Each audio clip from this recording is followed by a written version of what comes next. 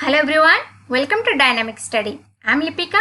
So today we are going to study about yoga philosophy, जो Indian school of philosophy में से एक है। तो पिछले क्लास में हम लोग ने सांख्य फिलोसफी के बारे में पढ़ा था, तो आज के क्लास में हम डिटेल में योगा फिलोसफी को जानेंगे। पहले जानते हैं इंडियन फिलोसफी के बारे में कुछ बेसिक इन्फॉर्मेशन। जैसे इंडियन स्कूल ऑफ फिलोसफी को टू भाग में डिवाइड किए गए, हेटेरोडॉक्स यानी कि आस्तिक, ऑर्थोडॉक्स यानी कि नास्तिक। सो हेटेरोडॉक्स के अंडर में कौन कौन आता है? जैनिज्म, बुद्धिज्म, अजन्म एंड चार्वाक। एंड ऑर्थोडॉक्स के अंडर में आता है न्याय, वैशेषिक, सांख्य, योगा, मीमांसा एंड वेदांत। सो जो आस्तिक होते हैं ये और नास्तिक यानी कि हेटेरोडॉक्स यानी कि ऑर्थोडॉक्स, ये किस बेसिस पर डिवाइड हुआ है? वेद के बेसिस पे। यानी कि जो वेद को as a primary source of knowledge मानते थे उनको आस्तिक कहा गया है, एंड जो वेद को रिजेक्ट करते हैं as a primary source of knowledge उनको नास्तिक कहा गया है। देन जो आस्तिक होते हैं वो दो भाग में डिवाइड हुए, अथेइस्ट एंड थेइस्टिक। सो अथेइस्टिक क्या है? जो रिजेक्शन ऑफ गॉड यानी कि जो गॉड को बिलीव नहीं करते थे। उनमें कौन थे? सांख्य, न्याय एंड वैशेषिक। एंड जो थेइस्ट है, जो गॉड को बिलीव करते थे, उनके अंडर कौन आता है? योगा, पूर्व मीमांसा। ओके, हमारा आज का जो टॉपिक है ये क्या है? योगा। तो चलिए आज हम योगा को डिटेल में जानेंगे। So first we have to know some basic information about yoga philosophy. जैसे the word yoga derived from the Sanskrit word use means संजोग, which means to unite or to join, यानी कि संजोग करना। किसको ज्वाइन करना है? the spiritual union of individual soul with supreme और universal soul। यानी कि जो इंडिविजुअल सोल है उसको सुप्रीम और यूनिवर्सल सोल यानी कि गॉड को मानते थे, उसके साथ ज्वाइन करना, उसके साथ यूनिट करना योग का काम होता है। So Maharshi Patanjali regarded as the founder of yoga philosophy. Yoga philosophy founder कौन है? Maharshi Patanjali. Then yoga Sutra is the test of yoga. Yoga का जो बुक है उसका नाम क्या है? योगा सूत्र। वैसे सांख्य का क्या था? Sankhyakarika. Okay, then according to Patanjali, Patanjali ने क्या कहा था? योगा क्या है? So yoga does not mean union but spiritual effort to attain perfection through the control of body, sense and mind through right discrimination between Purusha and Prakriti. यहाँ पे बताया गया जैसे सांख्य पुरुष एंड प्रकृति को मानता था, वैसे ही योगा भी पुरुष एंड प्रकृति फिलोसफी को मानते हैं। योगा को भी हम डुअलिज्म कहते हैं। जैसे हम बोलते थे सांख्य एंड योगा में सिमिलरिटी है। सांख्य थियोरेटिकल पार्ट है एंड योगा जो है वो प्रैक्टिकल पार्ट है। ओके, सांख्य में कितने एलिमेंट्स थे? 25, एंड जो योगा है इसमें 26 है। तो जो 26 वाला है वो कौन है? वो है god. Okay, then yoga main function is to control the body, the sense and the mind. तो योगा मेन फंक्शन क्या? कंट्रोल करना, इन सबको बैलेंस करना, ताकि हम पुरुष एंड प्रकृति के बिटवीन के डिस्क्रिमिनेशन को जान पाए और हम जो परमात्मा के साथ हमारा संयोग हो सके। ओके, देन जानते हैं जो 8 फोल्ड पाथ होते हैं वो योगा में भी होता है। आगे जाकर बुद्धिज्म में भी पढ़ोगी 8 फोल्ड पाथ। लेकिन योगा में 8 फोल्ड पाथ क्या क्या होते हैं? जैसे होते हैं यम जो एक्सटर्नल डिसिप्लिन होती है, देन नियम इंटरनल डिसिप्लिन, देन आसना, देन प्राणायाम, प्रत्याहार, धारणा एंड ध्यान। तो चलिए एक एक करके समझते हैं। So first is yama. Yama regarded abstention, यानी कि यहाँ पे हम जो एक्सटर्नल हमारा डिसिप्लिन होता है उसको मेंटेन करते हैं। इसे इंक्लूड जैनिज्म, जैसे अहिंसा, सत्य, अस्तेय, ब्रह्मचर्य एंड अपरिग्रह। यानी कि जैनिज्म में जो बताया गया है इसको योगा भी मानता है। जैसे हम एक्सटर्नल डिसिप्लिन हमारे लाइफ को डिसिप्लिन कर सकते हैं किसके थ्रू? अहिंसा, सत्य, अस्तेय, ब्रह्मचर्य एंड अपरिग्रह। देन आता है नियम। नियम को किस कहा जाता है? कि सेल्फ डिसिप्लिन यानी कि इंटरनल डिसिप्लिन। यहाँ पे हम क्या करते हैं? Self cultural include external internal purification, यानी कि यहाँ पे हम कुछ नियम फॉलो करते हैं। सो देन आता है आसन। आसन क्या होता है? कंफर्टेबल पोस्चर था जहाँ पे various kind of posture provide physical help and to meditation. जहाँ पे हमारे फिजिकल कुछ आसन का, जैसे आपने सुना होगा मंडूकासन, वज्रासन, ऐसे बहुत सारे आसन होते हैं जैसे हम योगा में करते, जिसको हम लोग वैसे योगा मानते हैं। लेकिन योगा सिर्फ आसन नहीं है। ओके, देन आता है प्राणायाम। प्राणायाम में क्या होता है? Regards the control of breath, जहाँ पे हम ब्रेथ कंट्रोल करते हैं। जैसे हम लोग अनुलोम विलोम करते हैं, कपालभाति करते हैं, दीज आर का प्राणायाम में हम यहाँ पे क्या करते हैं? ब्रेथ को कंट्रोल करते हैं। It also deals with regulation of inhalation and exhalation of breath, जहाँ पे हम निश्वास लेते हैं एंड छोड़ते हैं।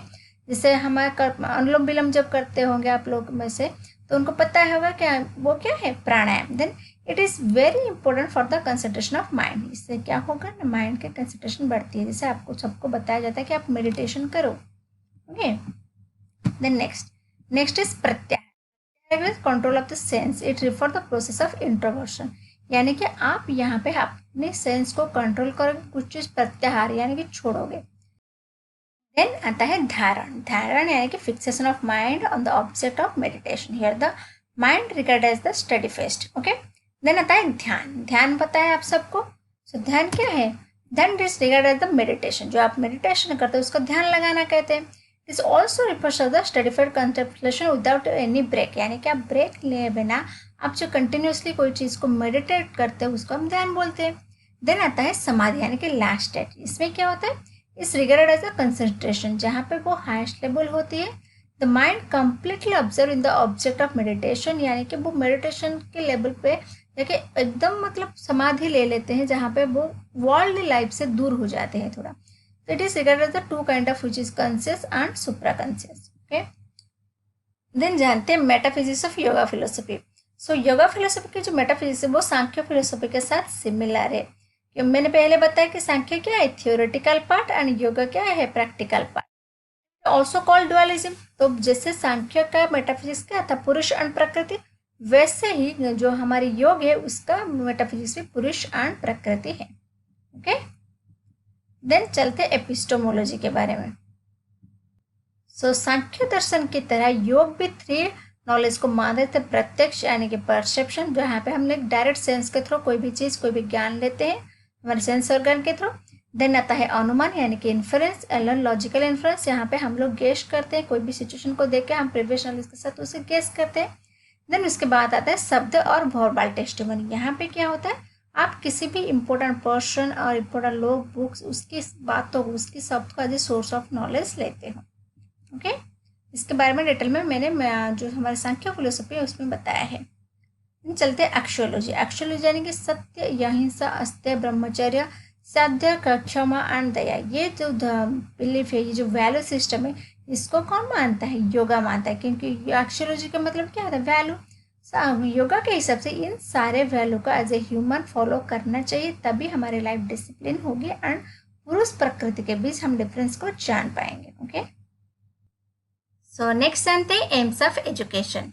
सो yoga philosophy AIIMS of education यानी कि comprehensive development of human personality, यानी कि ह्यूमन पर्सनालिटी की ऑलराउंड डेवलपमेंट होनी चाहिए, जिससे आपकी बॉडी, माइंड एंड स्पिरिट की डेवलपमेंट होनी चाहिए। एंड इससे रिलेटेड जितने भी माइजर है, जितने भी दुख है, उन सबको दूर करना होता है योगा फिलोसफी का मानना।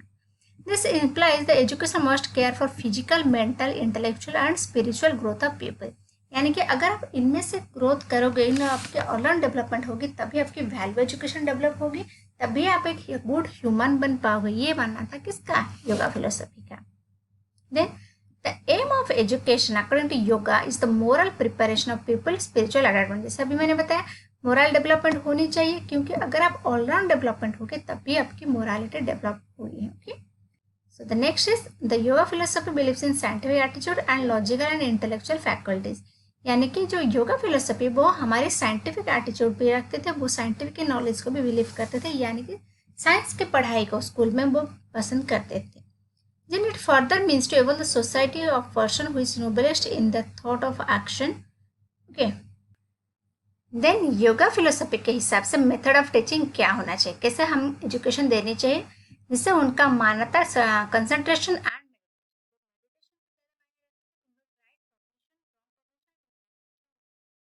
यहाँ पे उन्होंने बताया था कि राइट कॉग्निशन होनी चाहिए, यानी कि बच्चे सही दिशा में जाने चाहिए, एंड रॉन्ग कॉग्निशन जैसे नहीं होनी चाहिए, एंड इमेजिनेशन यानी कि बच्चों को प्रॉब्लम सॉल्विंग एबिलिटी जैसे होते हैं वो डेवलप होनी चाहिए।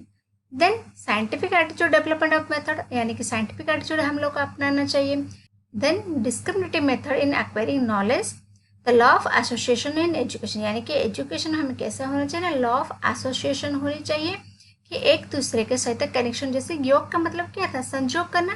तो एजुकेशन सिस्टम में ऐसा नहीं होता हर एक सब्जेक्ट, हर एक टॉपिक एक दूसरे से अलग अलग हो, नहीं, उनमें से कोई लिंक होनी चाहिए, कोई सिमिलैरिटी होनी चाहिए, कोई एसोसिएशन होनी चाहिए। देन टीचर का रोल क्या था? Teacher as a not only as a theoretician but also in demonstration, यानी कि टीचर जो होनी चाहिए, ऐसा नहीं कि आपको लेक्चर मेथड में आके आपको सिर्फ बता दिया जाए एंड आपको इन्फॉर्मेशन दिया जाए, नहीं, वो डेमोन्स्ट्रेशन होनी चाहिए, वो हर एक चीज़ को दिखाना चाहिए, ताकि क्योंकि टीचर रोल मॉडल होते हैं स्टूडेंट्स के। जब सब स्टूडेंट्स देखेंगे वो टीचर ऐसा कर रहे हैं, देन जाके वो स्टूडेंट उन टीचर को फॉलो करेंगे और उनके अंदर वो जो नॉलेज है वो ग्रो करेगा। Then give practical demonstration to student, जैसे साइंटिफिक नॉलेज जैसे साइंस के हिसाब से उनको प्रैक्टिकल डेमोन्स्ट्रेशन देनी चाहिए। इसे नहीं ये बता दिया ये पढ़ा लिया कि ये चीज़ ऐसे होते नहीं, उनको डेमोन्स्ट्रेट करके दिखाएंगे तभी बच्चे ज़्यादा आसान से समझ पाएंगे। Then teacher has power of knowledge, power of will and power of action, ये 3 चीज़ की पावर होने से उनके अंदर पढ़ाने की इच्छा होनी चाहिए, उनके अंदर एक एक्टिविटी होनी चाहिए, वो एक्टिव होनी चाहिए तभी एक्शन कर पाएंगे। स्टूडेंट्स कैसे होने चाहिए यहाँ पे बताया गया, surrender to his teacher for his total equity, यानी कि जो टीचर सेंट्रिक एजुकेशन के ऊपर बिलीव करते थे, यानी कि स्टूडेंट टोटली टीचर के ऊपर डिपेंडेंट होनी चाहिए। जैसे without teacher nothing can be obtain by the students, उनका मानना था teacher as a source of knowledge होनी चाहिए, क्योंकि टीचर के पास ही ऐसे ज्ञान होते जो पुरुष प्रकृति के बीच के डिफरेंस को जान पाए, जो हमें ईश्वर की ओर ले जाए। तो टीचर को क्या होना चाहिए, स्टूडेंट्स के लिए का आइडल होना चाहिए, एंड स्टूडेंट्स जो होना चाहिए वो टीचर के ऊपर डिपेंडेंट होने चाहिए, टीचर को अपने सरेंडर करनी चाहिए, क्योंकि उनका मानना था without teacher nothing can be obtain by the students. वो टीचर को वेरी इंपॉर्टेंट रोल दे देते। कौन? योगा फिलोसफी। देन जानते हैं करिकुलम कैसा होना चाहिए योगा फिलोसफी के हिसाब से। So system stands for psychophysical training of human child, यानी कि उनका मानना क्या था, साइकोफिजिकल ट्रेनिंग। जैसे आप लोग कोई भी आसन करते हो या तो फिर प्राणायाम करते हो, यहाँ पे आप क्या करते हो, फिजिकल भी ट्रेनिंग लेते हो, उसके साथ साइकोलॉजिकल आपकी मेंटल भी डेवलपमेंट होती है। तो इस तरीके के करिकुलम होने चाहिए जो इन सबको साइको एंड फिजिकल दोनों को साथ लेकर चले। Then provide literature which arouse interest among students in moral life, जो मोरल लाइफ को प्रायोरिटी दे सके, यानी कि जैसे हमारे मोरल एजुकेशन, क्योंकि योग के थ्रू आपको संजोग मिलेगा, आपकी बॉडी आपकी माइंड संतुलित रहेगी, तभी आपकी जो वैल्यू एजुकेशन यानी कि मोरल एजुकेशन आप सीख पाओगे। क्योंकि योगा का मेन मानना क्या होता है, अच्छे इंसान बनना होता है। Okay, then specific science as medicine, clinical psychology and social science, इस सबको इंक्लूड करनी चाहिए, क्योंकि तभी आपकी ऑलराउंड डेवलपमेंट होगी। जैसे साइंस होगी एंड फिजिकल साइकोलॉजी के बारे में जानेंगे, सोशल साइंस के बारे में जानोगे। Then yoga approve all the subject which deals with human psychology, true human nature and hidden law of nature. So ये था आज का क्लास। होप आप सबको समझ में आ गया होगा। अगर कोई भी डाउट है आप मुझे कमेंट सेक्शन में लिखिए। So thank you, keep watching, keep learning.